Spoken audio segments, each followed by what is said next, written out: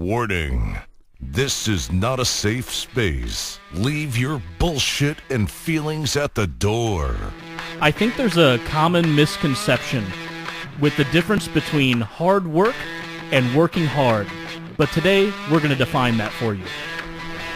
It's time for the most raw and unfiltered experience on the internet.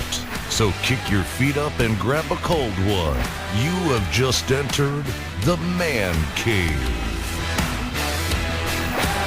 And now, here they are, winners of the self-proclaimed International Greatest Men Alive Award, Brad and Terry.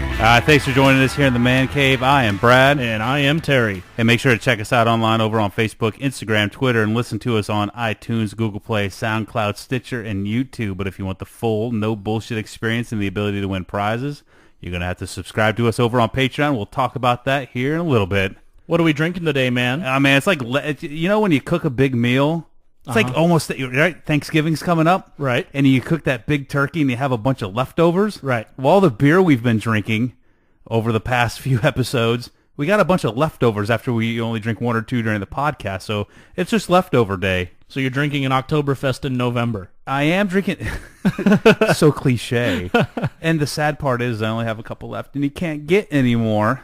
So it is what it is, though. So that's what we're drinking, just a bunch of frickin' leftovers. Oh, I'm so upset I won't be able to have any more Oktoberfest. Or do I have some in reserve? Before we start, I did want to say that our page broke 1,000 likes and followers this week. It did. Yeah, which is pretty awesome, because I think we got there rather quickly for how long we've been running this whole thing. Yeah, it's only been a couple months, and yeah, it seems like we're growing pretty rapidly. Yeah, and yeah, very very happy with the way things are going right now. For sure. And while we're on the subject, I want to take this time to thank the people who have subscribed to us over on Patreon too. We definitely appreciate all of you.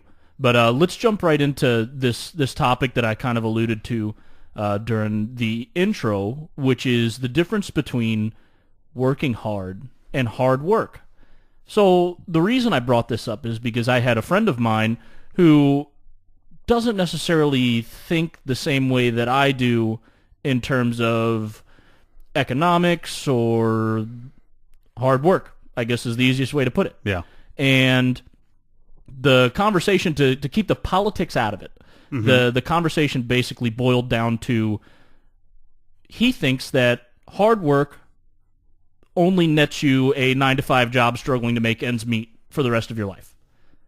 And I told him that there's a big difference between hard work and working hard, because if you think that your hard work is only going to net you a 9-to-5, well, why are you only working 9-to-5 if you want to be successful? Yeah. And I said to him, like, man, I don't think you've ever worked hard. And he didn't understand what I meant. He was almost offended by it. And I was like, no, think about it, man. Like, there's a big difference between, like, hard labor, like a job that is hard, and literally pouring 110% of yourself into something to make it work. Yeah. And a good example of this is a personal example, and that is when I had just graduated high school, I opened my own small business right out of high school. And it was a film production business. And what I did was I recorded sports games for high schools and then would make highlight tapes for the players to send out to colleges. And it took every single minute of every single day of me putting money into this, putting my time and effort into this to get these things done, because I was pretty much a one-man show. And I'm telling you, the expenses got out of control, and there was a point where I didn't have a place to live. I was living on my friends' couches, and I was living out of my car, but I was pouring every single bit of energy into this business to make it work, and eventually it became extremely successful.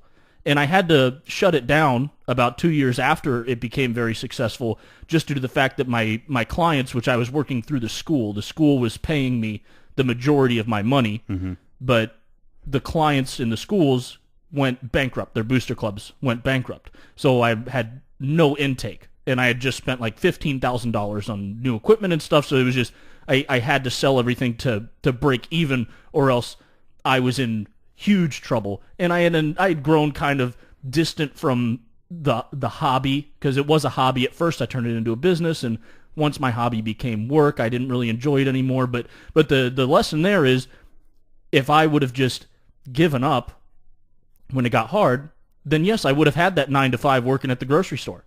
Yeah. I would have. There's no such, I don't think there's any such thing as a person who has become extremely successful by only working a 9 to 5. Right. Think about, while you listen to this show, it might only be a 30-minute show, but the amount of time that it takes, right? It takes hours every week for us to look up the content, to figure out what content we're going to put into this, the production of the show, the post-production of the show. All that takes time, takes energy. So again, if you want anything to be successful in life, there's absolutely no way that you're going to do it without working more than a 9 to 5. A 9 to 5 should be your minimum. Yeah. If you truly want to reach for the stars and go for a goal, you're going to have to put in tireless amounts of effort into doing it. And the even crazier thing is, I don't think people will understand, you can put all your effort into something like you did, and what happened? I failed. Yeah. People have this notion that, well, if I put in, 24 hours a day, 7 days a week for how many ever time, I'm guaranteed success. No.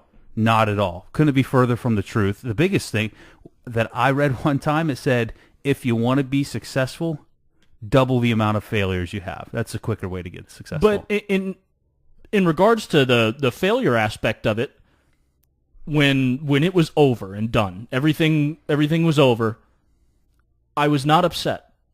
I was satisfied in what I had done, because I gave it everything. Yeah. And it was unfortunate circumstance that had me shut it down. Had I still loved it like I did when I first started it, I could have given it all again and made it work. I could have. But I didn't love it anymore. I didn't want to continue doing it. There were other opportunities for me that I ended up taking, and that's why I am where I am now. But I was satisfied at the end of it. There was no part of me that sat down and said, "Man, I could have done more." I gave everything, and it taught me a big lesson. And it was this lesson, the difference between hard work and working hard. Yeah, there's a huge difference. Like you said, manual labor is hard work. Oh, yeah. There's a lot of jobs out there that you can do 9 to 5, and it's hard work. Right. But if you can also do hard work and work hard at it, the working hard is the aspect that people just don't understand. Right. And I think it goes back to a quote that we posted. I think we posted a couple times that Denzel Washington said, and that was, what was the quote? It was, just because you're doing a lot more doesn't mean you're getting a lot more done. Don't confuse movement with progress. Don't think just because you wake up at 8 o'clock, go to your job at 9, and get off at 5, that you're doing what it takes to get to where you want to be. Yeah. I challenge somebody who's stuck in that 9 to 5 routine to not necessarily quit their job, but build something. Mm-hmm. Try to build something for yourself. Try to be your own boss in some way. Oh, yeah. And even if it's on the side at first, if it starts to take off and do well, if you can devote all of your extra time into it, then maybe you'll build something to where you don't have to work for somebody anymore. There is satisfaction in building something on your own. There's just a satisfaction piece to that you cannot replicate with other things. Right. And being your own boss, I love a job where I can be the boss. Yeah. Because, to me in life, there's truly only one person you can really count on 100% of the time. And that's yourself. Yeah. Now, you count on other people a lot, but I'm saying the one true person that you can count on all the time, when to get shit done. Right. It's your choice to do it or not. And if you failed at it because you didn't do it, you only have yourself to blame. But you should be able to trust yourself 100% of the time to do it. Exactly. You're never going to have to worry about yourself not showing up if you're the one who gets your ass up and goes at it every day. You don't have to worry about your business partner not showing up. Right. If you're the business partner. Yeah. You're it. And I think that also goes into people making excuses for things. And the biggest excuse that I hear all the time, whether it be about somebody trying to build a business or something as simple as going to the gym or doing just anything, is I don't have time. Mm-hmm. And that's not an excuse, because it's not that you don't have time. You don't want to make time. Yep. Because you have the time, trust me. When I was building this business, there were times where I slept maybe 2 or 3 hours a night. Sometimes I didn't sleep at all because I had a deadline to meet, and I had to meet it to keep myself in a business. Yep. And that's what it takes. I made the time. I didn't tell my client, oh, I didn't have the time, but I slept 8 hours last night. Yeah. And then everybody gets 24 hours in a day. So really it's like everybody gets the same amount of money if you would consider time as money, right? Everybody gets the same amount. You are just choosing to spend your money, i.e. time, in some other avenue, whether it's going to be sleep, sitting on your phone, on Facebook, or whatever it is you do. You are choosing to spend that money, which somebody else gets the same exact money as you, on something else. Right. And so I think our final message to our patrons, right, is do something you want to do, work hard at doing it, and you could fail at it, but it's going to be so satisfying doing it on your own. Be driven to do that thing on your own, make something, blaze your own path, which is one of the big things I think here in the man cave that we're trying to get outside of the feminism realm, is to motivate men to be better men. Right. Regardless of if you fail or not, there will be a level of confidence you will have in yourself if you really gave 110% effort into something that you built yourself. Yeah. And you built quite a week again. I did. And your NFL picks, you're 4-0 the last couple weeks. How about that? I'm undefeated 2 weeks in a row. But not in fantasy. Undefeated. Wait. Undefeated. Asterisk. Look at the bottom in small print. 2 weeks in a row. Yeah. Not in fantasy, though. I lost the last 2 weeks. As we had talked about. This was a bye week, a huge bye week for you? Yeah, I had all of my best players on bye this week. But, I could have won, though. Really? But I had somebody ride the bench that scored just a ridiculous amount of points. I had I had Sammy Watkins sit the bench, and then when I look back, hindsight's always 20/20. But when I look back, I'm just thinking, why didn't I play him? Because the other people that I have in there, I mean, I had Doug Baldwin and Sterling Shepard in over Sammy Watkins, which no one's going to blame me at that point. Yeah. But still, to have somebody who scored almost 30 points sit the bench, and then for me to lose by 10, ouch. Yeah. But because you had already chalked that week up to being an automatic loss, just purely by the amount of people you had on bye. Right. Yeah, because I had Matt Ryan, Ezekiel Elliott on bye. I was like, there's no way. Yeah. Like, those are my two biggest scorers. Just goes to show how any given Sunday, right? Unpredictable fantasy football can really be. Yeah. But this week, all my best players are back. Okay. So I think we're good. But let's move into some real NFL picks. And there are some good games this week. And I think the Monday night game is going to be great. We have the Titans at the Cowboys. Both teams are 3-4. And I think it's going to be an interesting game to watch because we have a shitty offense versus a shitty offense and a great defense versus a great defense. Okay. So who knows? Who knows what's going to happen here? I think it just comes down to whichever team can score the most points is going to win. Right? I think that's how most games work. Yeah, that's how John Madden put it. Whenever he would come, whatever team scores the most points is probably going to win the game. He got paid millions of dollars to make that epiphany of sports. Yeah, and then the other game that I think is there's some really good games this week, but the other game that I'll be looking out for to watch is going to be the Steelers at the Ravens, and it's a division game. You got two really well-rounded teams. going at it, and the game means a lot to both of them because it's a division game.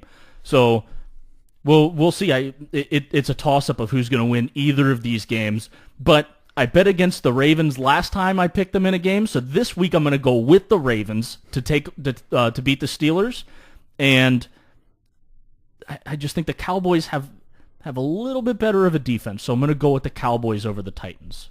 Cowboys and Ravens. and Ravens. Yep. All right. Put it on the line. Yeah. Can we go 3 weeks? I don't know. Maybe you got all your crappy picks out of you in the first few weeks. Maybe. And now we're dialed in. Yeah. Well, now that the league's kind of taken shape. Yeah. I think that I'm able to better judge because I've seen these teams play now and all that. So I think that my picks are a little more educated at this point. Yeah. Yeah. All right. So, like we alluded to last week, college basketball is coming upon us very, very rapidly. Yeah. November 6th is the opening with, like I said last week, it's like 140 games. So I'll pick a couple a week that aren't necessarily cupcakes because I'm not going to pick, North Carolina versus Wofford. Okay. Because that's a gimme of who's winning that game. Yeah. But 2 games on opening day that are absolutely crazy. Both of them were played in Indianapolis at the Bankers Life Fieldhouse. The first game you got number 10 Michigan versus number 1 Kansas. On a neutral court, like we alluded to last week. Oh man, Tom Izzo always brings a good team, no matter what year it is, no matter what kind of a recruiting class he gets. Tom Izzo and their Michigan State teams are always very competitive. Mm-hmm. But I just don't see it. No? Bill Self and Kansas. I have to say Kansas is gonna take them down. Okay. I don't want to say it's almost cupcake, but I think it'll be competitive. But I just think Kansas is too competitive right now. Okay. If you would have put them up against like a Kentucky or something like that, Right. number 2 definitely would have been an awesome game, especially on a neutral court. But I think Kansas takes it. And then right after they get done playing in Indianapolis again, it is, let me scroll down to it, because it's another doozy of a game. There we go. Number 2 Kentucky versus number 4 Duke. Yes, this is the one I want to hear This is crazy. about. Yeah. This is crazy because both teams are always super competitive. Even though I'm an Indiana fan, 2 things. Mm-hmm. I secretly love Duke because I've always thought Mike Krzyzewski was an awesome coach. Okay. Little sad today when he passed Bob Knight as the winningest coach in college basketball. Okay. But we knew it was going to happen. Yeah. Because you could tell years out that just by the amount of wins that Mike Krzyzewski had, he was going to inevitably break the record. Because based on he's always competitive with Duke and how young he was, Mm-hmm. he was going to break the record. But it's a good guy, I think, to have at the top for the record for men's basketball. I Right. still think. Was it Pat Summitt still has overall basketball with Tennessee. Okay. Number 2 Kentucky. I'm an Indiana fan, so there's another thing.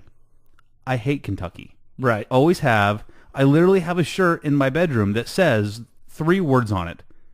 I hate Kentucky. Oh. That's the only words on this shirt. It's red and it says I hate Kentucky. All right, neutral court again. So I think with Duke's incoming class, That's the one that's completely stacked, R.J. right? Barrett, Yeah. Cam Reddish, Zion Williamson, Trey Jones, Joey Baker, all coming in. The Zion Williamson, again, 6'6" and 275 pounds. That's a big boy. He's been eating pretty good. Yeah. I think they're going to take it to Kentucky. Okay. I think Duke's going to win. So Mike Krzyzewski always brings good teams anywhere he goes as well, and it's on a neutral court. I'd say it's a little more in Kentucky's favor just because it's in Indianapolis, right, compared to where Lexington's. It's a shorter drive, but I don't think it's going to be any shortage of Duke fans that are willing to fly to Indianapolis. But I think Duke tops Kentucky, and Kansas beats Michigan State. Okay. Those are my picks. We'll check back in to see how I do, and we'll do a couple picks every week again that are good rival matchups that are maybe like top 20, top 25 games, or a good no cupcake conference picks. Yeah, no, there won't be any cupcakes. Let's see, and there's some doozies like UCLA versus University of Fort Wayne. Right. I'm from Indiana. I know I've never even heard of Fort Wayne University. Never even heard of it. Yeah. So, all right, off of sports. Yeah, you had and on to sex. Yeah, because what's better than sports and sex and beer? Oh yeah. Yeah. You know what's better than that? Huh. Sex with ghosts. Oh, spooky. Spooky sex. What happened? Did Halloween come real this year? Oh, it came. Oh, it came. Oh no. So scrolling through, find this New York Post article that a woman who had sex with 20 ghosts is now engaged to a spirit. Just one. She chose her favorite out of the 20? She found her... Would it be called a soulmate? Is that rude to be called... You tell a ghost you're my soulmate? I think that's the truest form of being a soulmate. True. Yeah. You're literally just this random soul. Yeah. But a British woman who claims she had slept with at least 20 ghosts says she's now engaged to a poltergeist. In December, so this has been a hot minute, her name, Amethyst Realm. Wow, if there's ever a name of a woman who had sex with 20 ghosts, it is Amethyst Realm. Yes. She told a British TV show called ITV This Morning that she cheated on her fiance with a ghost. So she left her fiance for a ghost? And she was with him, banged the ghost, and then left. Dude, how crushed would his soul be to find out your woman cheated on you with somebody you didn't even see coming? I think he didn't even see it coming. Literally. Literally. Neither did she. Nope. But here's the thing. He's probably upset in the moment at first, but after he really reflects on it, maybe he's like, thank God. That bitch is crazy anyway. She's crazy as shit. So she's gone on to have supernatural affairs with at least 20 paranormal beings. If you thought that was good, keep listening. Okay. Now she says she's found true love with an apparition. Realm says the ghost asked her to get married during a trip to celebrate their 9-month relationship at England's Wookie Hole Caves. Oh. He wants to put it in her Wookie hole. There was no going down on one knee, she said. He doesn't have knees. But for the first time, I heard him speak. Oh. She told the Sun. I could actually hear his voice, and it was beautiful, deep, sexy, and real. Okay. Real, I think, should be in air quotes. Yeah. The 30-year-old said she had met her spooky match, who doesn't have a name, during a work trip to Australia in February. I had not had a phantom fling for a while. A while. This isn't new. No. Why did he get into engaged to a girl that's like, wait, so you've banged ghosts in the past? So I think there's two things about him that could be true. One of two things. Either he hasn't got any for a long time and he was like, yo, this chick's banging ghosts, but I ain't banging anything. So or he just didn't know. Yeah, maybe she kept it to herself? Yeah. Okay. But I had not had a phantom fling for a while. And as I was away on business, starting a new relationship was the last thing on my mind. And she's a Bristol-based spiritual counselor. Oh, boy. Then one day, when I was walking through the bush, enjoying nature, I suddenly felt this incredible energy. A new lover had arrived. Realm said her friends and family have embraced her unusual engagement, and now she's planning her big day as a pagan ceremony. We haven't discussed the details yet, but I think it'll be quite a big deal. Dude, her dad has to be so happy. I'm paying for a wedding for her to stand there by herself and marry a ghost. That guy is, if he wasn't a drunk before, he is now. However, the couple already had sex on the plane back from Australia when they first met. Man, she went Mile High Club with a ghost. Wow. I wonder if she even went to the bathroom to do it. Do you have to? No one else can see. I would be interested if she just sat in the seat and she's just sitting there just going, in the seat. Imagine the person sitting next to her like, What the fuck is wrong with you, lady? You okay over there? I was happy and excited, so excited that we had to do something about it, she said. So we headed to the Plain Loo. Oh, wow, she they did go to the loo. She went to the loo. How considerate. Well, now I'm a member of the Mile High Club.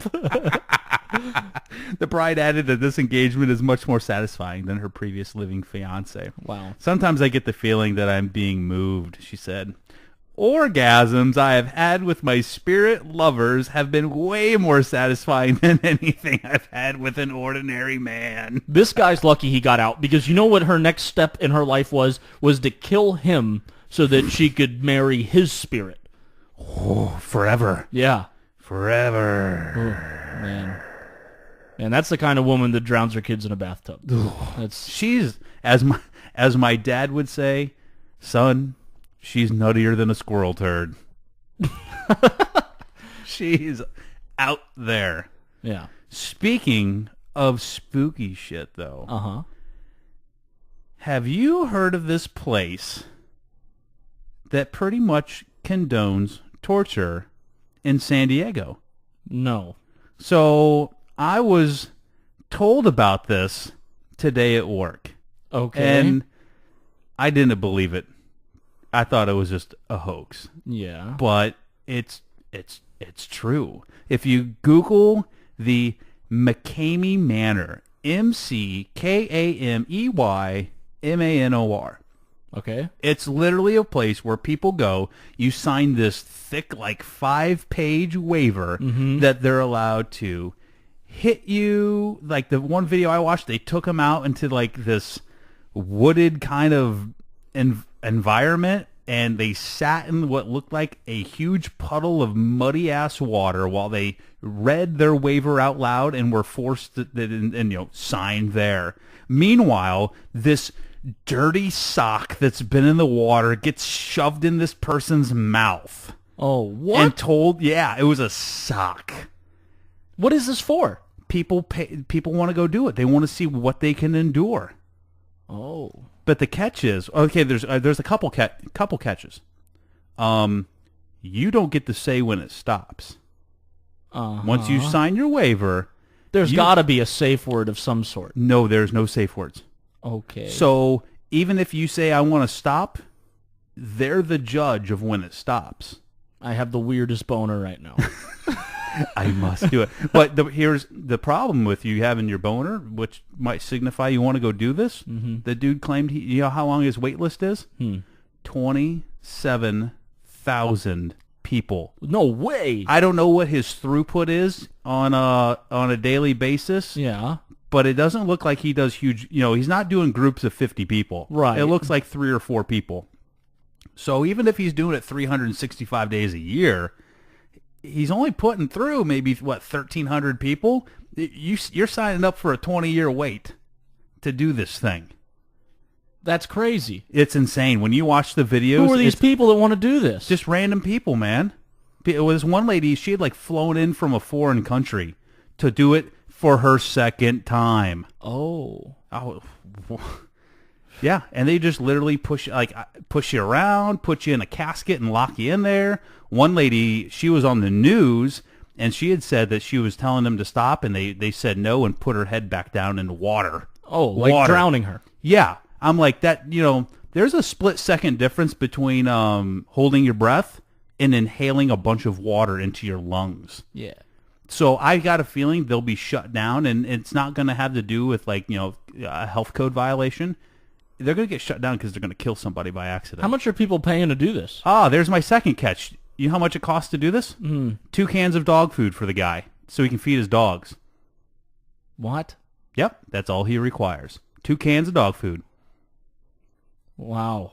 I don't even know what to say. It's insane. And they're apparently, I went to the website to watch it, and there's another one in Tennessee. It's mind-blowing. The same guy runs it?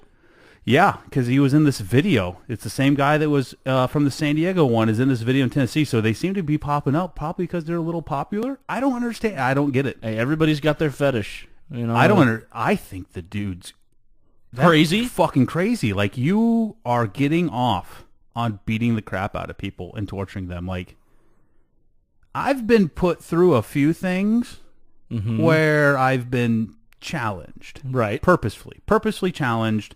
Psychologically, nobody really laid a hand on me, but people definitely purposefully, psychologically fucked with me. Yeah.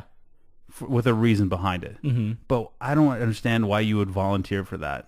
To the point where, like, people are getting chained up, force-fed, like, fucking bugs and shit. Oh, no. It's insane. What the fuck? Exactly. I can only imagine his neighbors. They've got to be furious, because I bet they hear screams every time. You know what's even crazier? I wonder what his kids think. They live there? Yes, he does it at his house. Like, he's got a normal suburban house, and he does it right there. He lives in, like, this little roundabout called. And his kids live there? Yep, 100%.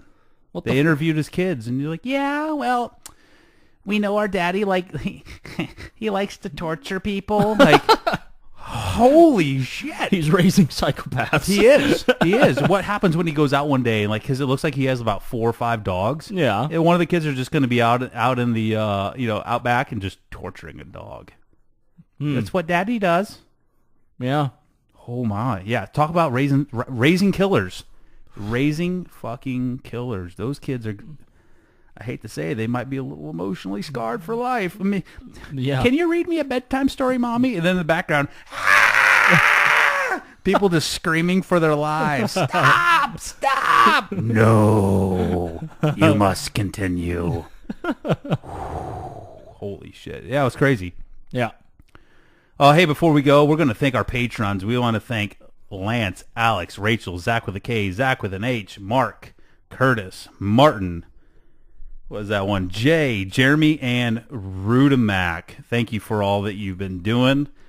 Hey, and don't forget to check us out over on Facebook at the official Man Cave Podcast, on Twitter at the Man Cave 14, on Instagram at the Man Cave Podcast, and over on YouTube. But if you want the full, no bullshit, no safe space experience, check us out and subscribe to us over on Patreon. For only $1, you're going to get entered to win a 64-ounce U-Keg stainless steel growler and all kinds of prizes that we give away. And we're also giving away the man card for only $1 till the end of the year. Yep. All right, you're going to get access to the after the show as well.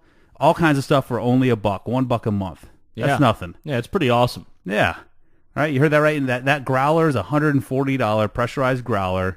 You're going to get entered to win. Everybody has an even shot at winning it. And for $5 a month, you're going to get entered to win all the other prizes. Still, you're going to get exclusive access to special podcasts and episode, and to be able to tell us what you want us to talk about and give us feedback on the topics. Like I said, after the new year, you're going to have to subscribe for that $5 level if you want the man card. And we got all kinds of other cool swag that's in the works right now. Oh, yeah. We're kind of holding the cards a little close right now, but I promise you, things are going to start rolling out that are pretty damn cool, and it's all man-related stuff. It's all very manly stuff that you would either use on a daily basis if you're a man, or at least once a week. I can't really talk too much more. I'm going to give something away. Yeah, it'll all come out with time, but it's some cool stuff. All right, so hey, you don't have to go home, but you can't stay with us. We'll see you next time here in the Man Cave. Don't let the door hit you on the way out. Any real man would follow us on Patreon for exclusive content and prizes at patreon.com/The Man Cave Podcast. The Man Cave. No safe spaces, no bullshit.